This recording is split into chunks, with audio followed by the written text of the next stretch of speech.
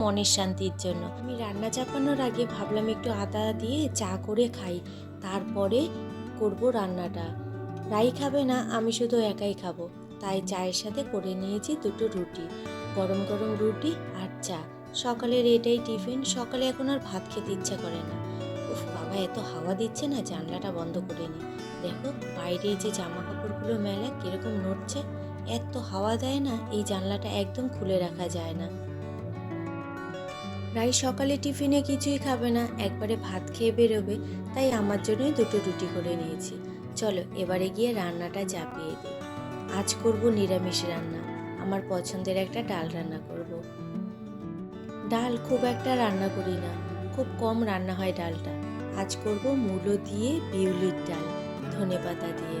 বিউলির ডাল খেতে তোমরা ভালোবাসো, আমাদের ঘরে কিন্তু রাই খায় না, আমি একা খাই। তবে জানো তো, যেদিনকে দেখি রায়ের অপছন্দের জিনিস রান্না করা হচ্ছে, সেদিনকে মাছ, ডিম, মাংস এই খাবারগুলো স্কিপ করে দিই। তাহলে ওর অপছন্দের খাবারটাও ও খায়, নতবা ও খাবেই না। তা বিউলির ডাল আজ রান্না করব মূলো দিয়ে। তা ওর একদমই পছন্দ না, ওর মূলোর গন্ধই পছন্দ হয় না, কিন্তু আমার বেশ লাগে। মূলোটা কাটা হয়ে গেছে, চলো এবারে ডালটা ভেজে বসিয়ে দিই সেদ্ধ। এখন তো এইসব ডাল খাওয়াই হয় না।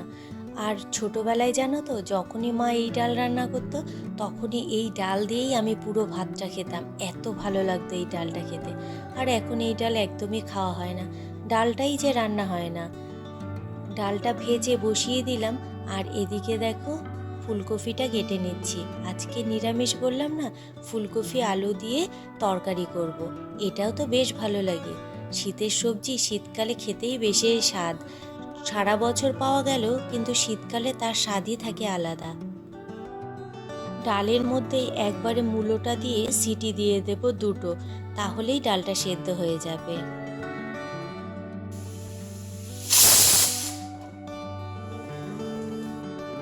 ফুলকপিতে আমার কোনো অরুচি নেই জানো।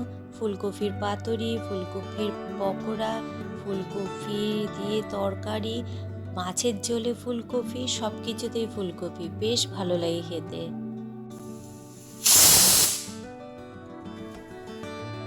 ডালটা ওদিকে সেদ্ধ হয়ে গেছে, একটু গরম জল করেছিলাম, ফুলকপিটা নুন জলের মধ্যে একটু ভিজিয়ে রাখলাম।